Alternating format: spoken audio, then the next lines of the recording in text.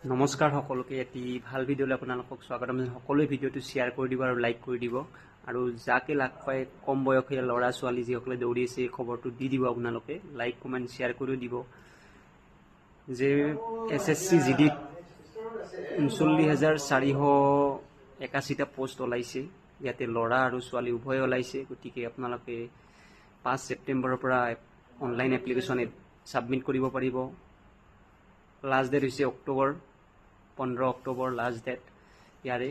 গতিকে যিসকলে এনেই গাঁৱত বেকাৰ হৈ আছে তেওঁলোকক আপোনালোকে জনাই দিয়ক, ভিডিঅ'টো শ্বেয়াৰ কৰি দিয়ক যাতে পায় ইয়াতে এপ্লাই কৰিব পাৰে। বহুত পোষ্ট আছে, গতিকে ভাল চাকৰি এইটো এটা মানে ডিফেন্সত।